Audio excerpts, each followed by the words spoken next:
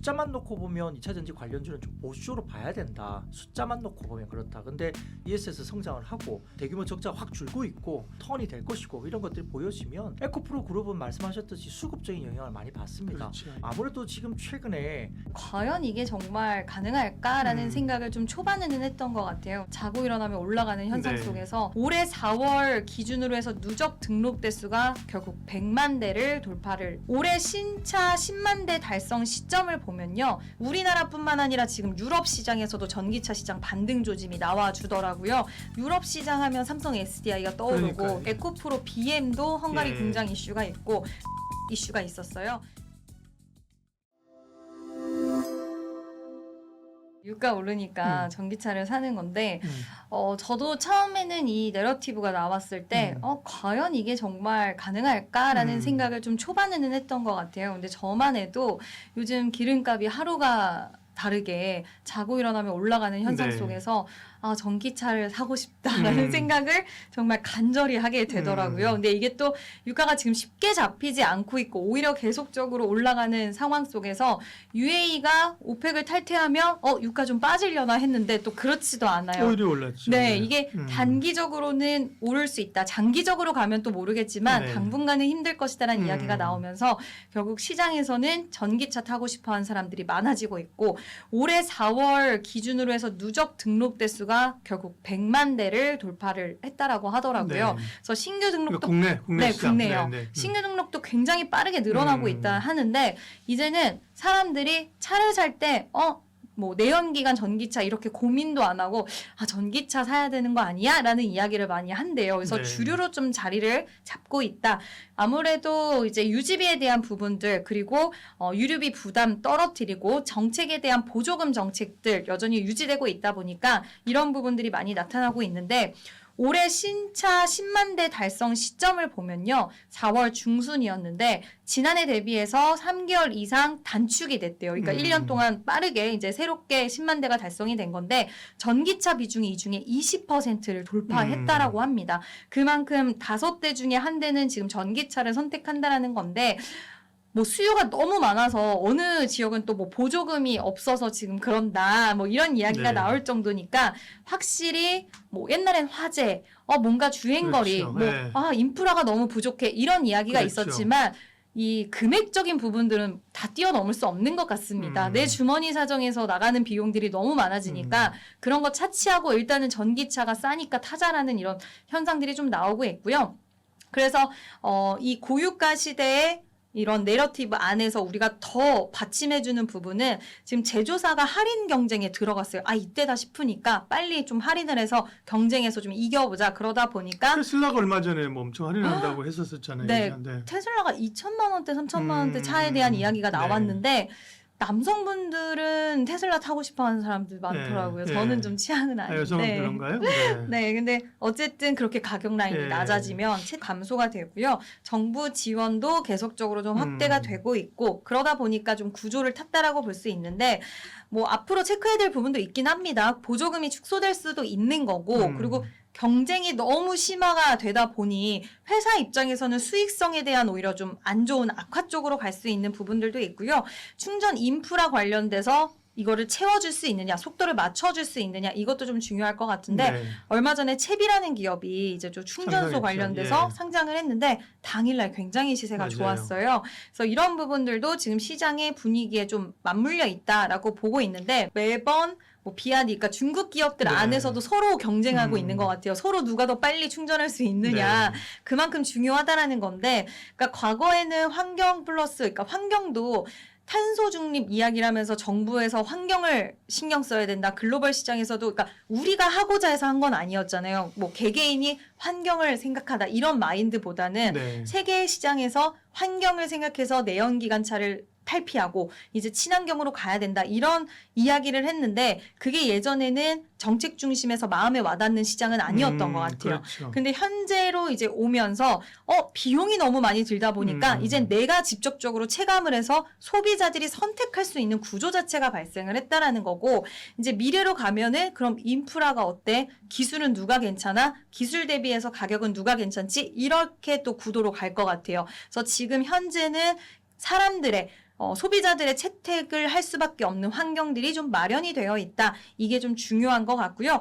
우리나라뿐만 아니라 지금 유럽 시장에서도 전기차 시장 반등 조짐이 나와주더라고요. 그래서 살펴봤더니 뭐 IAA도 있고 정책적으로 이런 부분들도 있는데 전기차 관련된 네. 보조금 혜택이 있었어요. 근데 이게 진짜 기가 막힌 게 판매량도 유럽 내에서 이제 쭉 올라오는 모습들이 보여졌는데 독일, 이탈리아 이런 데는 재시행했거든요. 보조금을 확실히 판매 대수가 올라가는 모습을 보여줬고요.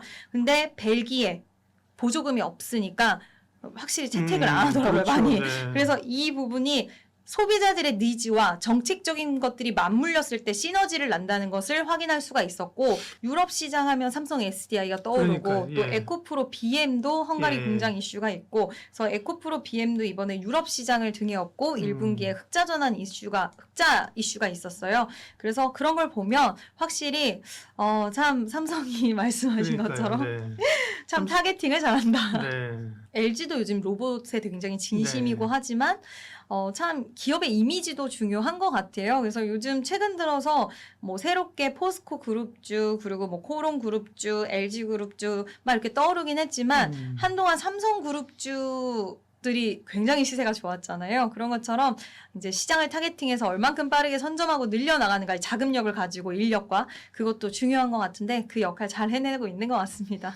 무조건 벗어난다라고 하긴 어려워요. 근데 증권사 전망들을 보면 올해는 확실히 바닥을 찍었고 올해는 좀 올라오는 게 하반기 갈수록 더 두드러질 거라는 평가가 주를 이루고 있지만 뭐 이것도 어디까지나 수치로 확인이 돼야 되는 부분이고 이제 시작 구간입니다. 그래서 이게 또 올라오다가 꺾일 수도 있는 거고 맞아요. 또 국가들 정책적으로 갑자기 바뀔 수도 있는 부분이기 때문에 이런 것들은 지금 무조건 여기에만 우리가 이제 캐즘 벗어났다 2차전지 보자 이런 의미보다는 ESS도 있고 뭐 휴머노이드 로봇도 조그마지만 어쨌든 갖고 있고 지금 모멘텀을 그런 가운데 이쪽 괜찮은 것 같은데 결국엔 EV가 안 되잖아 이런 말이 계속 나왔던 부분을 조금이나마 좀 순화시켜줄 수 있는 이야기 스토리들이 나와주고 있다. 그래서 무조건적으로 이제 EV 캐즘 끝났다라고 생각하기보다는 좋은 재료가 따로 있지만 이 원래 재료가 있었던 부분을 지금 굉장히 좀 아픈 손가락이었는데 여기조차도 다시 좋은 재료로 바뀌고 있다. 좀 이 정도로 보고 계시면 좋을 것 같습니다.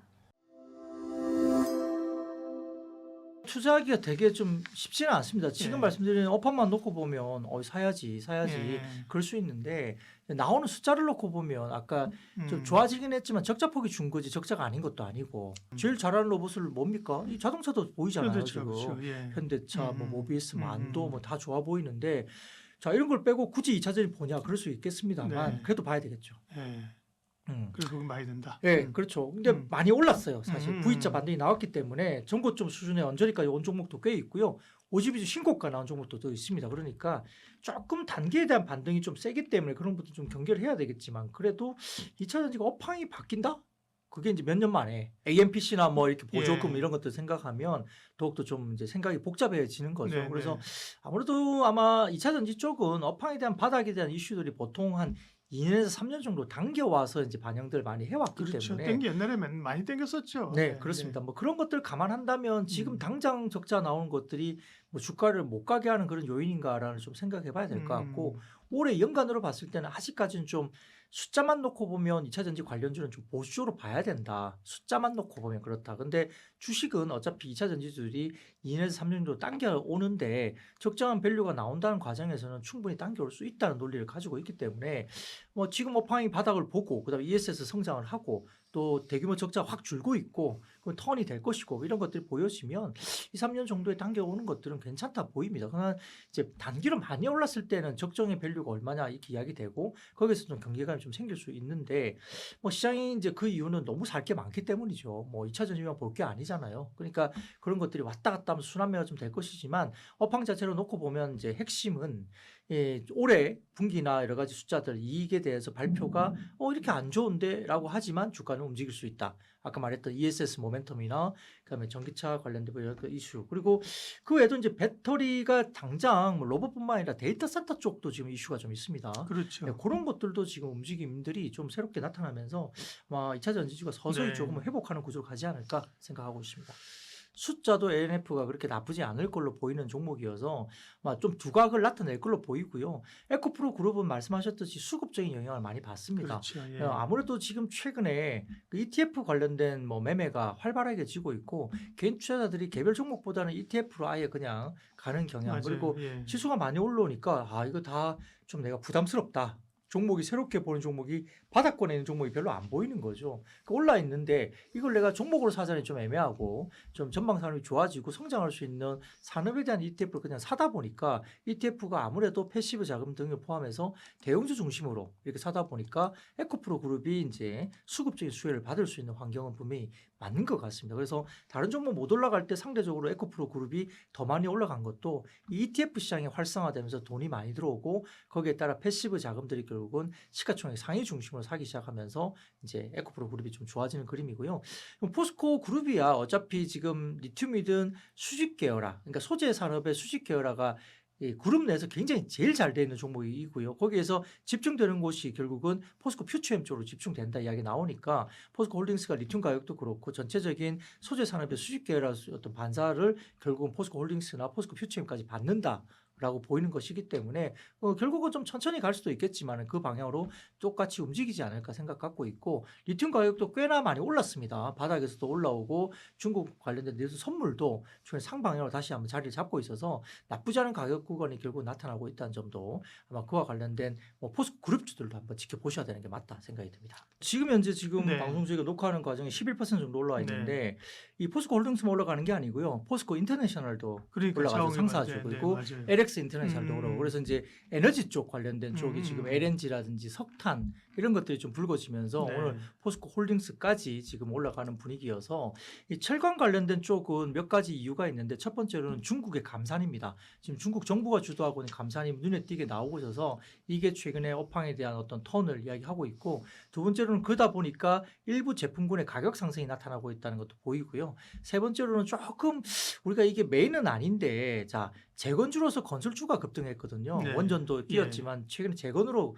이제 그 많은 건설주들이 대우건설, GS건설, DLNC 급등을 했는데 재건하는데 아무것도 없이 할 수 있어? 철강제 필요하잖아. 수요가 살아날 것이다. 재건 때문에. 그러면서 이제 철강주도 같이 재건 이슈로 좀 움직인 부분이 분명히 센티주로 영향을 받았습니다.